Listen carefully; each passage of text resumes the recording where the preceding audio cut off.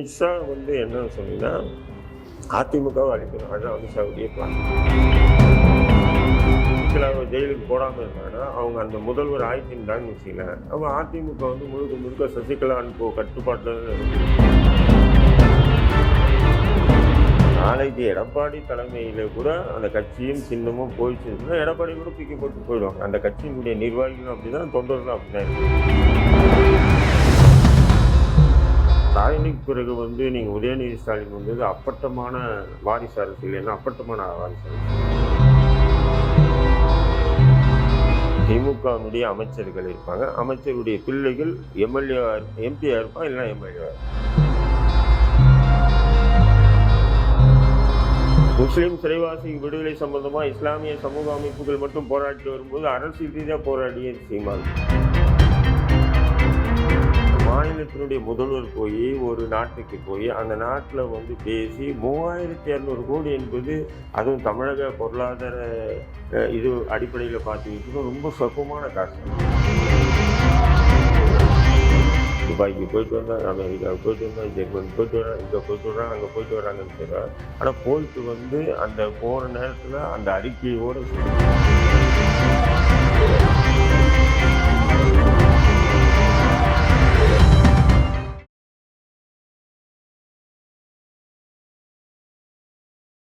Whistle news நேயர்களுக்கு வணக்கம். இந்திய தேசிய லீக் கட்சியின் தலைவரும் பிரபல அரசியல் விமர்சகருமான தடா ரஹீம் அவர்கள் நம்மோடு இணைந்திருக்கிறார். வணக்கம் சார். சார், இன்றைய சூழ்நிலையில அதிமுக ஏற்கனவே 4 துண்டா உடைஞ்சிருக்கு. இப்ப செங்கோட்டையன் கொடுத்த அறிவிப்பால 5 துண்டா உடையறதுக்கான வாய்ப்பு இருக்கா? இப்ப தினகரன், சசிகலா, ஓ பன்னீர்செல்வம் இவங்க எல்லாரும் ஒரே அணியா இருந்து இபிஎஸ் நெருக்கடியில ஆளாக்குறதுக்கான வாய்ப்பு இருக்கா சார்? இல்லை, நீங்கள் வந்து பார்த்தீங்கன்னு சொன்னால் தமிழ்நாட்டில் வந்து பாஜக வந்து அதிமுக இடத்துல பாஜக வரணும்னு தான் பாஜகவுடைய திட்டம்.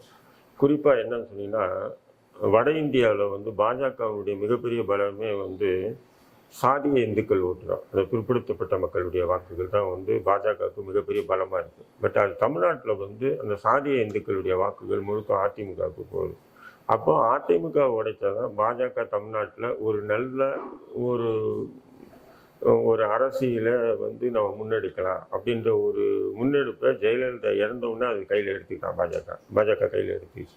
இப்போ அதனுடைய ஒவ்வொரு நிகழ்வும் நீங்கள் பார்த்தீங்கன்னு சொன்னால், ஜெயலலிதா இறந்தவுடனே அவசரமாக, அதாவது எம்எல்ஏக்கள் கூடி முதல்வர் வேட்பாளராக சசிகலாவை தேர்ந்தெடுக்கிறாங்க. ஆனால் அவசரமாக அவங்க என்ன பண்ணுறாங்க, பழைய கேஸு தூசி தட்டி அவசரமாக தண்டனை கொடுத்து அவங்களுக்கு ஜெயிலுக்கு அனுப்புகிறாங்க. இப்போ அந்த நேரத்தில் வந்து எடப்பாடி பழனிசாமி முதல்வர் ஆகிறாரு இல்லைங்களா? அப்போ டிடிவி தினகரன் வந்து ஒரு சொல்லியிருக்காங்க, அமித்ஷா போட்ட பிளான் வந்து இப்போ ஃபெயிலியர் ஆயிடுச்சு, நான் துரோகத்தால தான் கட்சி ஆரம்பிச்சேன், இப்போ வந்து அதையும் இல்லாம போயிட்டாங்க அப்படின்றதையும் டிடிவி தினகரன் சொல்லியிருக்காங்க. அமித்ஷா போட்ட பிளானா என்னவா இருக்கும் சார்? இல்லை, அமித்ஷா வந்து என்ன சொன்னீங்கன்னா அதிமுகவை அழிக்கணும், அதுதான் அமித்ஷாவுடைய பிளான். அதுக்கு டிடிவி தினகரன் துணை போறாரா? ஏன் துணை போறாரு? அவர் ஏன் சொல்லி துணை போறாருன்னு சொன்னீங்கன்னா, அவர் எடப்பாடி தலைமையிலான அதிமுக அவரால் அங்கீகரிக்க முடியல, அவரால் ஏற்றுக்க முடியல. அதனால என்ன பண்ணுறாரு, எப்படியாவது நம்ம வந்து பாஜக கூட போயாச்சு. ஆனால் நல்லா தெரியும், பாஜக மாரி ஒரு துரோக கட்சி உலகத்திலே இல்லைன்றது டிடிவி தினகரனுக்கும் தெரியும், சசிகலாவுக்கும் தெரியும். ஏன் சொன்னால், அவங்க கிட்ட இருந்த அந்த அதிகாரத்தை அவங்க கிட்ட இருந்து பிடுங்கினது வந்து பாஜக தான். எடப்பாடி பிடுங்கலை, ஓபிஎஸ் பிடுங்கலை, மத்திய பாஜக அரசு தலையிட்டு தான் சசிகலாவை ஜெயிலுக்கு போடாமல் இருந்தாங்கன்னா அவங்க அந்த முதல்வர் ஆயிட்டிருந்தான்னு வச்சுக்கல. அவங்க அதிமுக வந்து முழுக்க முழுக்க சசிகலா கட்டுப்பாட்டில் தான் இருந்திருக்கும், எடப்பாடி கட்டுப்பாட்டுக்கு போயிருக்காது இல்லைங்களா? அப்போது அந்த நிலையை உடைச்சது யார்? பாஜக தானே. இது டிடிவி தினகரனுக்கும் தெரியும். ஏன் இதே டிடிவி தினகரன் இதுக்கு முன்னாடி நிறைய மேடைகளில் பேசியிருக்காரு. நான் சாகும் வரை பாஜக கூட கூட்டணியே வைக்க மாட்டேன்னு சொல்லி பேசுகிறேன். இருந்தாலும் இப்போ என்ன ஆயிடுச்சுன்னா, எடப்பாடி தலைமையிலான அதிமுக நல்லா ஸ்ட்ராங் ஆயிடுச்சு. இன்னொன்று இப்போ அதை உடைக்கணும்னு சொன்னால் என்ன பண்ணுறது? ஸ்ட்ராங்கா இருக்கா சார் அதிமுக? ஏன்னா அங்க இருக்கிற கட்சி, அவங்க கட்சிக்குள்ளேயே இருக்கிறவங்க திமுக சார்ந்து போயிட்டு இருக்காங்க. மைத்ரேயனா இருக்கட்டும், அன்பராஜாவா இருக்கட்டும், அதிமுக இருந்து அங்க பிரிஞ்சு போனவங்க தான். அதே மாதிரி அதிமுக இருக்கிற முக்கியமான தலைவர்கள் கூட இபிஎஸ் மேல ஒரு அதிருப்தியில இருக்காங்க அப்படின்னு சொல்றாங்க. இப்ப அதிமுகக்குள்ள ஒரு ஒற்றுமை இல்லாத சூழ்நிலை தானே இருக்கு. நீங்க வந்து பாத்தீங்கன்னு சொன்னா அதிமுகவுடைய மைத்திரனா இருக்கட்டும், அன்வர் ராஜா போனா அவங்களுடைய நிழல் கூட அவங்க பின்னாடி போகலையே, குறுக்க. அதே மாதிரி அதிமுக கிட்ட ஒரு ஒரு சூட்சமம் என்னன்னு சொன்னீங்கன்னா, அந்த கட்சியும் அந்த சின்னமும் யார் கட்டுப்பாட்டில் இருக்கோ அந்த தொண்டர்களும் அந்த நிர்வாகிகளும் அவங்களுடைய கட்டுப்பாட்டில் இருப்பாங்க. இன்னைக்கு எடப்பாடி கட்டுப்பாட்டில் வந்து சின்னமும் கட்சி இருக்கு, அதனால தான் அந்த கட்டமைப்பு அப்படியே இருக்கு, புரியுதுங்களா? நாளைக்கு அதே சின்னமும் கட்சியும் வேற ஆள் கையில் போச்சுன்னு சொன்னால் அவங்க கட்டுப்பாடுக்கு போயிடுவாங்க, அந்த தொண்டர்களும் போயிடுவாங்க, நிர்வாகிகளும் போயிடுவாங்க. இது அதிமுகவில் வந்து பார்த்தீங்கன்னு சொன்னால் எம்ஜிஆர் மறைந்து அதன் பிறகு ஜெயலலிதா தலைமையில் வந்த பிறகு இருந்து நம்ம பார்த்தோன்னா அப்படிதான் இருக்கு நிலை. இப்போ சசிகலான்னு எல்லாம் சொல்லிட்டு இருந்தாங்க. ஏன் சசிகலாவுடைய கட்டுப்பாடில் தான் அதிமுக அந்த சின்ன எல்லாம் இருக்குது. அப்போ சசிகலாவை நம்ம தாக்கா பண்ணால் தான் நம்ம கட்சியில் பெரிய ஆளாகலாம் அப்படின்னு நிர்வாகிகளும் சரி, நிர்வாக குழுவும் சரி, கட்சி அவங்க கட்டுப்பாடில் இருந்து அதே இது வந்து கொஞ்ச நாள் வந்து எடப்பாடி கொஞ்சம் ஓவர் டேக் பண்ணி அவங்க கையில் கட்டுப்பாட்டில் கொண்டு வந்து கட்சியும் சின்னத்தையும் அவர் கட்டுப்பாட்டில் கொண்டு வந்த பிறகு சசிகலாவை தூக்கி போட்டாங்களா இல்லையா, புரியுதுங்களா இல்லையா? அதே மாதிரி டிடிவி தினகரனை தூக்கி போட்டாங்க. ஏன் நம்ம ஓபிஎஸ்ஸே தூக்கி போட்டாங்க. அப்போ ஏன் இப்போ ஓபிஎஸ் வந்து அந்த கட்சியிலேருந்து விலகும்போது, அதாவது நீக்கும்போது, அதிமுக வந்து நீக்கும்போது அவர் பின்னாடி அவர் சமூகத்தை சார்ந்த முக்குளத்தோரை சேர்ந்த ஒரு மாவட்ட செயலர் கூட அவர் பின்னாடி போக, புரியுதுங்களா உங்களுக்கு? ஒரு மாவட்ட, ஆனா வந்து செங்கோட்டையனுக்கு அதிமுகல ஒரு பலம் இருக்கு. அதாவது செங்கோட்டையன் நல்ல மனிதர், இது எல்லா தரப்புலேருந்து சொல்லக்கூடிய வார்த்தைகள். நல்ல மனுஷன், புரியுதுங்களா? அதுல எந்த மாற்றுக்கிறது நல்லவனுக்கு அரசியல் எங்க இன்னைக்கு இடம் இருக்கு? அவர் மனம் திறந்து பேச போறதா சொல்லியிருக்காரு. அவர் பேசினாலும் என்ன ஆக போகுது? இப்ப அவரால எந்த ஒரு மாற்றமும் நடக்காது, வரப்போகுது. இப்ப டிடிவி தினகரன், செங்கோட்டையன் இவங்க எல்லாரும் ஒரே அணியா தாவேக்காவுக்கு போறதுக்கான வாய்ப்பு இருக்கா, இல்ல அது மூலமா இபிஎஸ்க்கு ஏதாவது நெருக்கடி கொடுக்க போறாங்க? இபிஎஸ் அந்த அதிமுக தொண்டர்கள் எப்பவுமே அந்த ரெட்டலை இருக்கிறவரையும் அதிமுக தொண்டர்களை யாராலையும் அங்கேருந்து உடைக்க முடியாது, இதுதான் நிதர்சனம், புரியுதுங்களா? இப்போ என்ன ஆகுதுன்னு சொன்னால், இப்போ பாஜக வந்து அதிமுகவை கட்டாயப்படுத்தி தான் தன்னுடைய கூட்டணியில் வச்சிருக்கு. இல்லைன்னு சொன்னால் அவர் எடப்பாடி பழனிசாமி வந்து நீங்கள் போடுற கண்டிஷனெல்லாம் கட்டுப்பட மாட்டேன்னு சொல்லிட்டாரு. இப்போ இடையில் என்ன ஆச்சுன்னு சொன்னால், அவங்க ரொம்ப பாஜக ரொம்ப நெருக்குதல் கொடுக்கும்போது சரி நான் வந்து கூட்டணிக்கு வரோம், பாஜக கூட்டணி ஏற்றுக்கிறோம். அதே நேரத்தில் வந்து இந்த டிடிவி தினகரனோ ஓபிஎஸோ இல்லை சில இந்த பிரச்சனைகள் எல்லாம் நான் பார்த்துக்கிறேன், நீங்கள் பார்த்துக்கூடாதுன்னு சொல்லிட்டு அந்த ஒப்பந்த அடிப்படையில் தான் அவங்க வந்தாங்க, புரியுதுங்களா? இப்போது அவங்க கட்சிக்கு வந்த பிறகு என்டிஏ கூட்டணிக்கு யார் தலைமை? எடப்பாடி. அப்போ என்டிஏ கூட்டணிக்கு எடப்பாடி தலைமையாக இருக்கும்போது அமமுகவை எப்படி அந்த என்டிஏ கூட்டணியில் அவர் கூப்பிட மாட்டார். ஏன்னா அவர் வந்து துரோகத்தை, அதாவது இன்னைக்கு டிடிவி தினகரன் சொல்கிறாரு துரோக கட்சி அதிமுகன்றாரு. அதிமுகவை துரோகம் செஞ்சுட்டு போனவர் தான் டிடிவின்னு சொல்லிட்டு எடப்பாடி சொல்றாரு. இது யார் துரோகம்ன்றது வேற விஷயம், புரியுதுங்களா? அப்படி இருக்கும்போது இந்த தேர்தலில் வந்து பாஜக கூட எடப்பாடி கூட்டணி வச்சதே வந்து இந்த சின்ன கட்சிகளை ஒழிக்கணுன்றதுக்காக தான் வச்சிருக்காரு. அதில் அவர் சக்ஸஸ் ஆகிட்டார். இன்னைக்கு என்ன ஆச்சு? டிடிவி தினகரன் நோவார் ஆகிட்டாரு, எடப்பாடி இது ஓபிஎஸ் நோவார், சசிகலா அடுத்தது பார்த்தீங்கன்னு சொன்னா இப்போ செங்கோட்டைன்னு வேற ஆக போறாரு. உண்மைதான். அதே மாதிரி இப்ப அதிமுகல இருக்கிற முக்கியமானவங்கள பிரியறதுக்கு வாய்ப்பு இருக்கு. ஏன்னா ஜெயக்குமார், முன்னாள் அமைச்சர் ஜெயக்குமார் அவர்களும் ரொம்ப ஆக்டிவா இருந்தாரு. ஆனா இப்ப அவருடைய பேச்சுகளும் கம்மியா இருக்கு, அவரும் இப்ப பார்க்க முடியாத சூழ்நிலை இருக்குல்ல சார்? ஜெயக்குமார் எல்லாம் போக மாட்டாரு. அது ஜெயக்குமார் எல்லாம் அதிமுகல கொஞ்சம் மக்கள் செல்வாக்கு உள்ள நபர் தான். அது என்னதான் மக்கள் செல்வாக்கா இருந்தாலும் அந்த கட்சி விட்டு விலகுனதுக்கு அப்புறம் அந்த செல்வாக்கு போயிடுமா? சசிகலாக்கு எப்படிப்பட்ட செல்வாக்கு இருந்தது சொல்லு? இன்னைக்கு இருந்த எடப்பாடி முதல் கொண்டு இப்ப இருக்கக்கூடிய அதிமுக அத்தனை தலைவர்களும் ஜெயலலிதாவுக்கு பிறகு சின்னம்மான்னு சொல்லி காலில் விழுந்தவங்களா இல்லையா?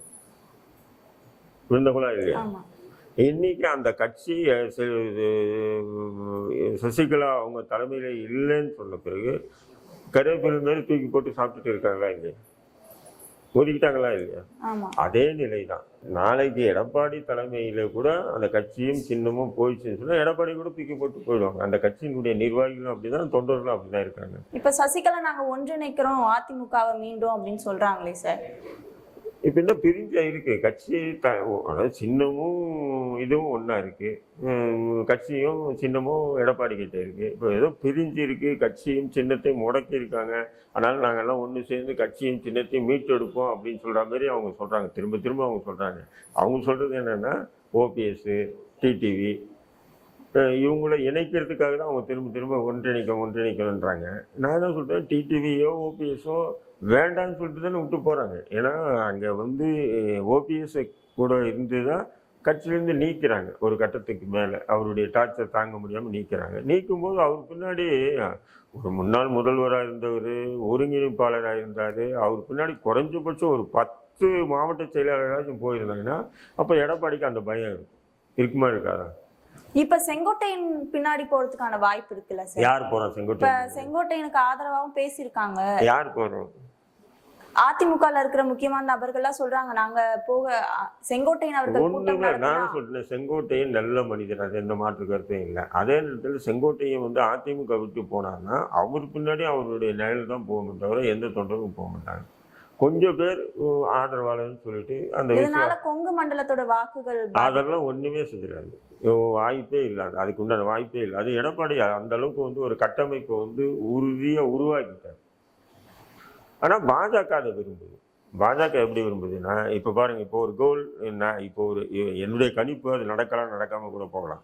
எப்படின்னு சொன்னா டிடிவி தினகரன், இப்போ ஓபிஎஸ், சசிகலா, அதை பக்கம் வந்து நம்ம செங்கோட்டையன் இவங்களுடைய பிரிவை காரணம் காட்டி அதிமுக வந்து மிகப்பெரிய பலகீனமாக இருக்கிற மாதிரி அதனால என்டிஏக்கு தலைமை நாங்கள் ஏற்றுக்குவோம் அப்படின்னு சொல்லி பாஜக தரப்பில், ஏன்னா தமிழ்நாட்டில் என்டிஏக்கு நாங்கள் தலைமை ஏற்றுக்கிறோம் அப்படின்ற மாதிரி பாஜக முனையலாம். அதுக்குண்டான நகர்வுகளாக தான் நீங்கள் இது பார்க்கணும். நீங்கள் இப்போ செங்கோட்டையை சொல்லும்போது அவசரமாக நேற்று டெல்லியில் வந்து அமித்ஷா தலைமையில் பாஜக நிர்வாகிகள், தமிழ்நாட்டு பாஜக நிர்வாகிகள் கலந்தாலோசனை ஆலோசனை பண்ணியிருக்காங்க.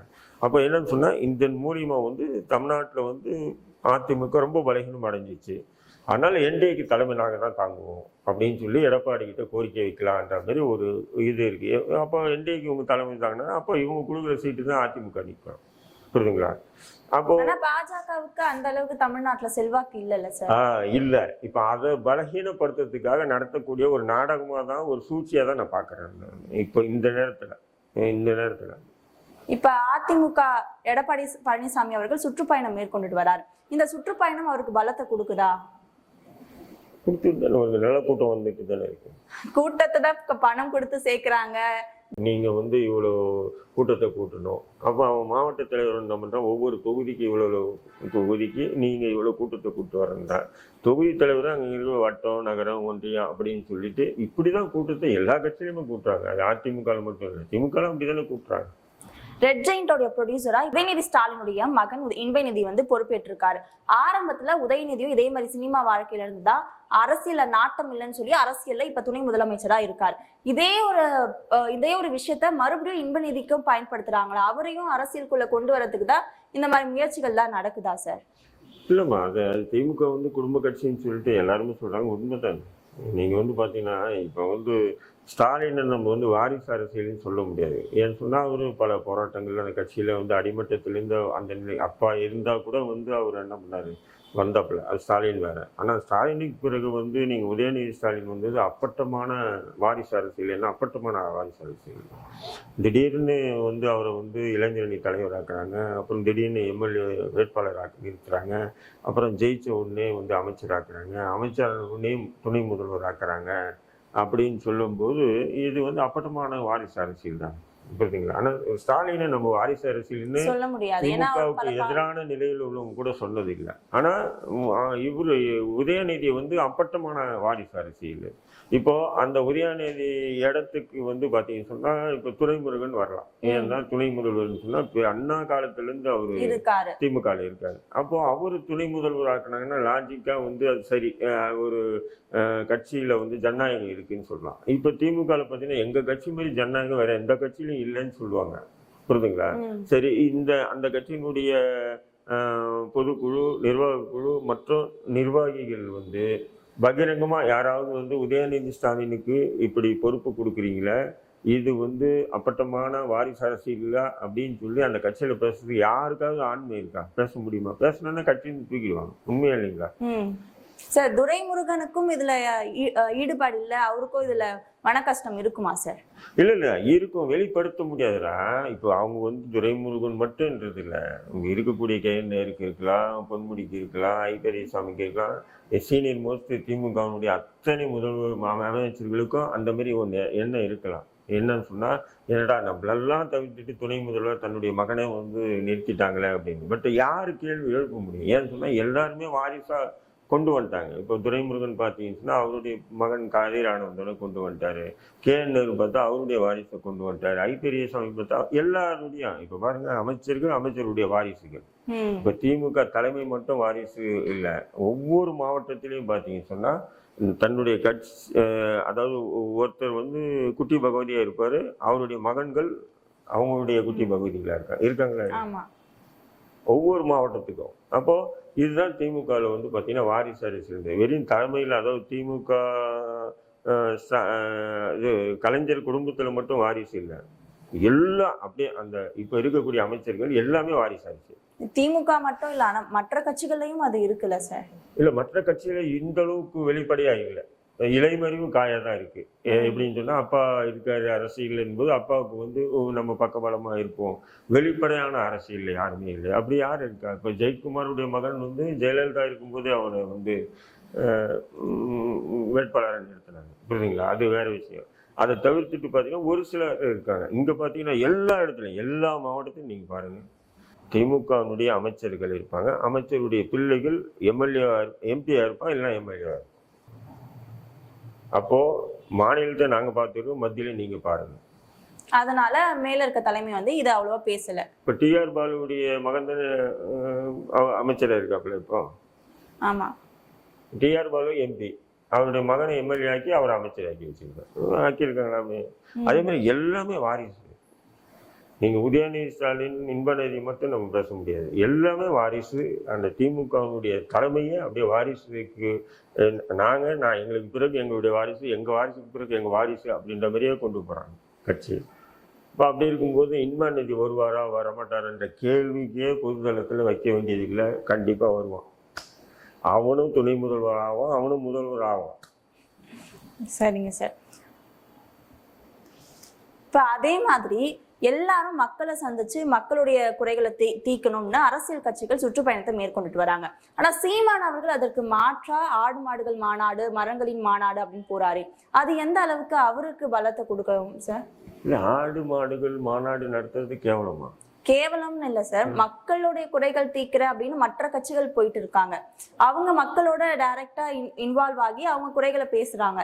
ஆனா சீமான் அவர்கள் மாற்று திசையில போறாரா அப்படின்ற ஒரு கேள்வி. அவங்க எல்லாம் வந்து தேர்தல் நெருங்கிச்சு, தேர்தல் நெருங்கும் போது மக்களுடைய ஆதரவு பெறத்துக்காக போறாங்க. இவர் வந்து என்ன பண்றாருன்னா, அந்த மக்கள் நலனுக்காகவும் மண் நலனுக்காகவும் தன்னுடைய போராட்டத்தை வேற விதமாக கொண்டு போறாரு. வேற ஒன்றும் இல்லை, சிம்பிளா இருக்கு.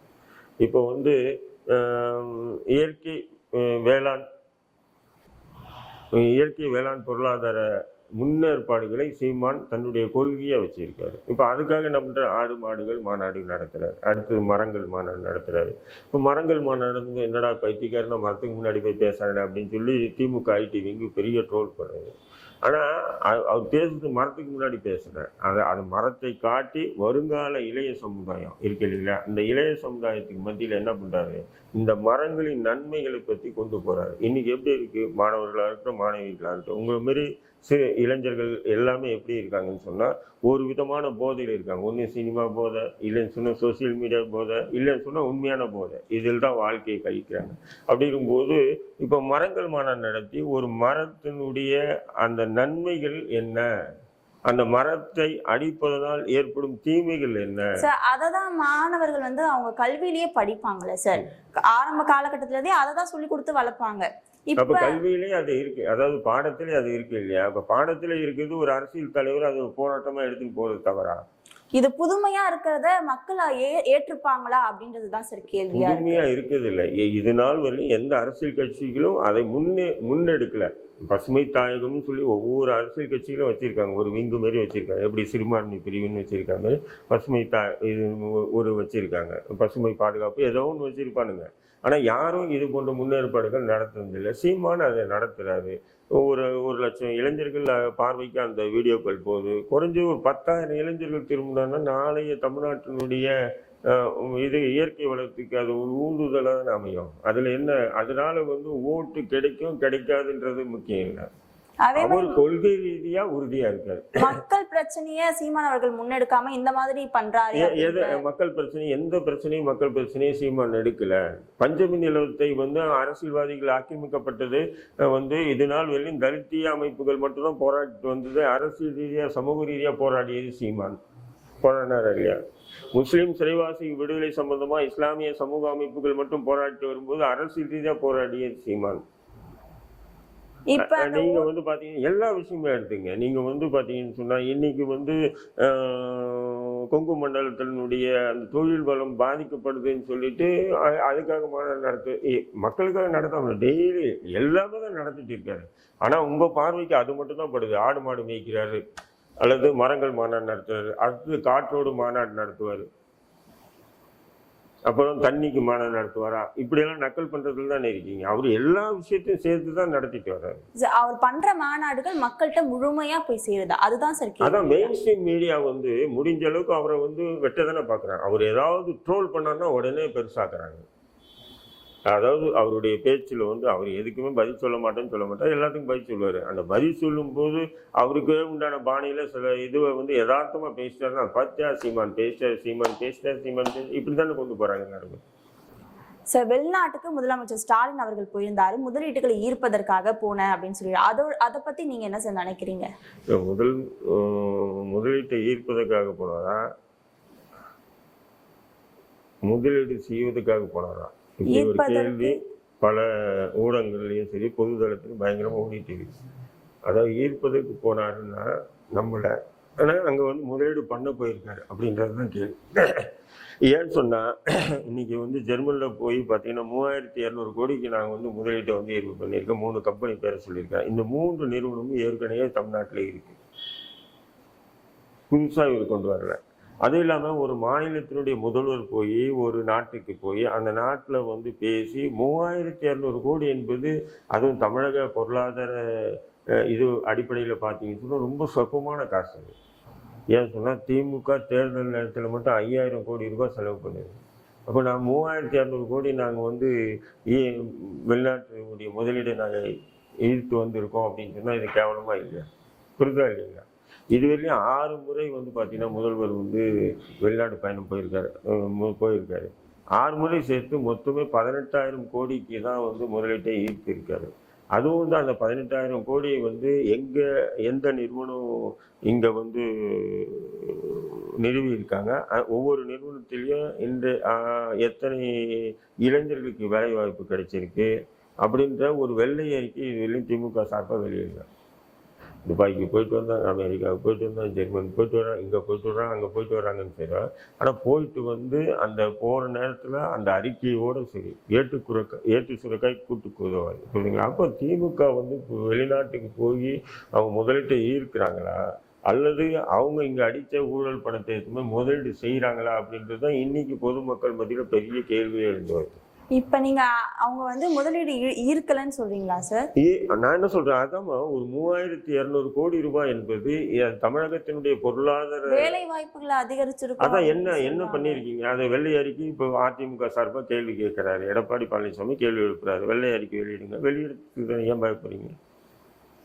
அது வெளியிட்டா அதுக்கான முற்றுப்புள்ளி. நீங்க மொத்தம் 18,000 கோடி தான், 6 முறை பயணம் போய் 18,000 கோடி தான் இது பண்றாங்க. சாதாரணமான ஒரு எம்எல்ஏ ஒரு நாட்டுக்கு போய் அவன் 1,00,000 கோடியை முதலீட்டை தமிழ்நாட்டுக்கு கொண்டு வரான். ஒரு முதல்வராக இருந்துட்டு போய் ஒரு 6 முறை போயிட்டு 18,000 கோடி முதலீட்டு ஈர்த்து இருக்காருன்னு சொன்னா இது ஒரு பெரிய சாதனை இல்லையே. இப்போ கர்நாடகா, நீங்க கேரளா, கர்நாடகா, அப்புறம் ஆந்திரா, இதை ஒப்பிடும்போது பார்த்தீங்கன்னா அவங்களாம் லட்சக்கணக்கான கோடியை வந்து முதலீட்டை ஈர்த்து வந்திருக்காங்க. ஆனால் நீங்கள் போயிட்டு ஏதோ கோலி விளையாடுற மாதிரி போகிறது, நாங்கள் முதலீட்டை ஈர்க்கிறதுக்கு முதல்வர் போகிறாருன்னு சொல்லி போகிறது, அதுவும் யாருடைய பணத்தில்? மக்களுடைய வரி பணத்தில் போய் தனி விமானம்.